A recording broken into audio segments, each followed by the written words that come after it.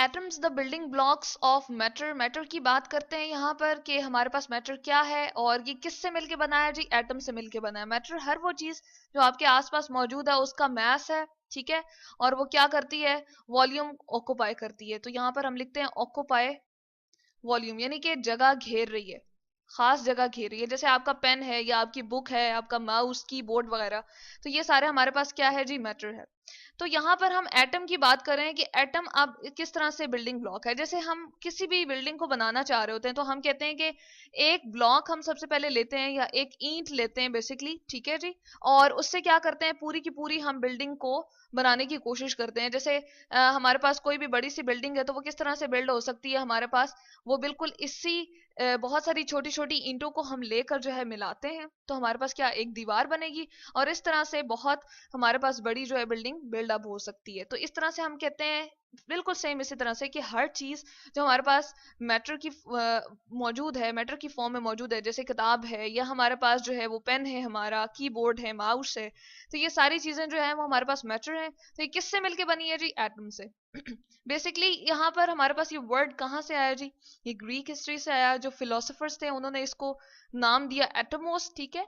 Atmos जो है वो हमारे पास इसका मीनिंग क्या है जी, इसका मतलब होता है इनडिविजिबल, यानी कि जिस चीज को हम फर्दर डिवाइड नहीं कर सकते हैं उसको हम क्या कहते हैं जी, एटम कहते हैं। ये ग्रीक फिलोसफर्स कहते थे कि हम क्या करें, एक कॉपर कॉइन ले लें, ठीक है, और उसके छोटे छोटे हिस्से करते जाएं, ठीक है, और एक टाइम ऐसा आएगा कि हम मजीद उसके छोटे छोटे टुकड़े नहीं कर सकते। लेट सपोज इसके बहुत छोटे छोटे हम टुकड़े करते हैं, तो एक टाइम ऐसा आएगा कि इस छोटे से हिस्से के हम मजीद और टुकड़े नहीं कर सकते हैं, ठीक है। तो इसको वो कहता है जी, ये क्या है, हमारे पास एटम है।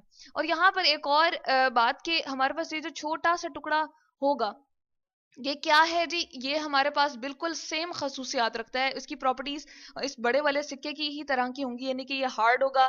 जिस तरह से हमारे पास इसका सिक्का हमें कॉपर का नजर आ रहा है, कॉपर जी हमारे पास मेटल होती है जो कि रेड कलर की होती है, आपको अक्सर वायर्स में नजर आ रही होती है, ठीक है। तो ये कॉपर है हमारे पास, इसको कॉपर इस तरह से CU के सिंबल से हम रिप्रेजेंट करते हैं, ठीक है जी। हार्ड है हमारे पास। इसी तरह से नंबर 2 हम कहते हैं कि कलर इसका जो है वो हमें ऑरेंजिश ब्राउन सा या ऑरेंजिश रेड सा नजर आता है, ठीक है। और इस तरह से हम कहते हैं कि इसका कलर भी बिल्कुल सेम है और इसका मेल्टिंग पॉइंट वही रहेगा जो कि हमारे पास बड़े वाले सिक्के का है। तो ये सारी की सारी खसूसियात, बहुत सारी इसमें खसूसियात जो है वो बिल्कुल हमारे पास जो है बड़े वाले सिक्के की ही तरह रहेंगी। तो इसलिए हम कहते हैं कि ये छोटा यूनिट जो है हमारे पास क्या है, बहुत छोटा, जो हमें नेकेड आई से भी नजर नहीं आता, वो हमारे पास क्या है, जिसको हम फर्दर डिवाइड नहीं कर सकते, इसको हम कहते हैं एटम, ठीक है जी। तो मेल्टिंग पॉइंट, जैसे कि यहाँ पर बात की, मेल्टिंग पॉइंट क्या होता है, बेसिकली हमारे पास सॉलिड अगर कोई चीज हो, ठीक है, और उसको हम हीट करें और किस में कन्वर्ट कर दें, लिक्विड फॉर्म में कन्वर्ट कर दें, तो इसको हम कहते हैं जी ये इसका मेल्टिंग पॉइंट है, किसी भी चीज का मेल्टिंग पॉइंट होता है। तो यहाँ पर हमने बात की कि एटमोस किस तरह से हमारे पास जो है वो इनडिविजिबल की फॉर्म में, हमने इसको एक्सप्लेन कर दिया कि इनडिविजिबल यानी कि फर्दर उसको ग्रीक फिलोसफर्स कहते थे कि ब्रेक नहीं हो सकता। लेकिन आजकल की जो हमारे पास न्यू इन्वेंशंस हैं और न्यू थेरीज हैं वो ही हमें बताती हैं कि हम एटम्स को फर्दर डिवाइड कर सकते हैं। तो ये थेरी हमारे पास जो फर्स्ट ऑफ ऑल थी, जॉन डॉल्टन ने एक इसके बारे में दी थी, वो क्या थी जी, कि हर चीज जो है वो एटम से मिलकर बनी हुई, यानी कि स्मॉलेस्ट जो हमारे पास चीज है वो एटम है बेसिकली, और इसी से मिलके हमारे पास हर बड़ी चीज जो है वो बनती है। तो इसको हम कहते हैं कि बिल्डिंग ब्लॉक वाला जो सारी की सारी थेरी थी वो हमें बेसिकली किसने दी, जॉन डॉल्टन ने दी। इसके अलावा हम एटम को देख नेकेड आई से देख नहीं सकते, यानी कि हमें आम आंख से एटम जो है वो नजर नहीं आता, ठीक है। तो इसीलिए हम कहते हैं कि इसके लिए स्पेसिफिक 1981 में, यहां पर हम लिखते हैं जी 1981 में, STM, स्कैनिंग टनलिंग माइक्रोस्कोपी, हमारे पास एक ऐसा इंस्ट्रूमेंट था, ठीक है जी, 1981 में, जिसके जरिए से ये देखा गया कि एटम क्या हमारे पास किस तरह से उसको उसकी फॉर्मेशन किस तरह से होती है, या एटम हमारे पास किस तरह का है। तो वो उसने जो हमें दिखाया स्कैनिंग टनलिंग माइक्रोस्कोपी ने, वो हमारे पास जो स्ट्रक्चर था, चले हम इसके पहले ले आते हैं पूरा का पूरा। STM, इसको शॉर्ट हम एब्रिविएशन फॉर्म में लिखते हैं, लेकिन इसको प्रॉपर भी हमें लिख देना चाहिए, स्कैनिंग टनलिंग माइक्रोस्कोपी इसको कहते हैं। माइक्रो का मतलब होता है जी बहुत छोटे चीज को देख लेना, ठीक है, और स्कैनिंग टनलिंग माइक्रोस्कोपी से जो हमें एटम के बारे में इंफॉर्मेशन मिली वो हमें कुछ इस तरह से मिली थी जी। गोल्ड का और सिलिकॉन का बेसिकली किया गया। गोल्ड जैसे कि हम देखते हैं हमारे पास मटेरियल होता है, सोना जिसे हम कहते हैं, ठीक है जी। तो ये हमें जो है गोल्ड के इस तरह से एटम नजर आए, ठीक है जी। और जो हमारे पास सिलिकॉन है, ठीक है, सिलिकॉन हमारे पास सेमीकंडक्टर है, ये भी एक मेटल है जी, ठीक है। और इसकी कंप्यूटर की चिप्स वगैरह इससे बनाई जाती हैं और बहुत सारी जो है वो इससे काम लिए जा रहे हैं। तो रेत में बेसिकली ये बहुत छोटे छोटे चमकती हुई आपको जो चीज नजर आ रही होती है वो सिलिकॉन होती है जी। उसका स्ट्रक्चर इस तरह से नजर आया और गोल्ड का इस तरह से। तो टू सम एक्सटेंट हमें इसका स्ट्रक्चर जो है वो स्कैनिंग टनलिंग माइक्रोस्कोपी से जो है वो नजर आ गया। यानी कि स्कैनिंग टनलिंग माइक्रोस्कोपी जो है हमारे पास एक इस तरह का इंस्ट्रूमेंट है, एक इस तरह की हम कह सकते हैं कि मशीन है कि जिससे हम माइक्रोस्कोपी यानी कि बहुत छोटे लेवल पे एटम के बारे में जान सके। उसके बाद हमें जो इंफॉर्मेशन फर्दर मिली कि वो इस तरह से हमारे पास एटम जो है वो फॉर्म होता है। इसके हमारे पास ये जो स्ट्रक्चर हमारे पास नजर आ रहा है, इसके दो हिस्से हमें नजर आ रहे हैं, ठीक है। जो सेंटर में आपको नजर आ रहा है पिंक कलर का, वो हमारे पास क्या है जी, वो है हमारे पास बहुत ही छोटा सा न्यूक्लियस, ठीक है, डेंसर पार्ट है। चले हम इसको पहले ये लिख देते हैं, एक डेंस पार्ट आपको नजर आ रहा है, ठीक है जी, हमें डेंस पार्ट नजर आया, या डेंस पार्ट हम इसको लिख देते हैं, चले।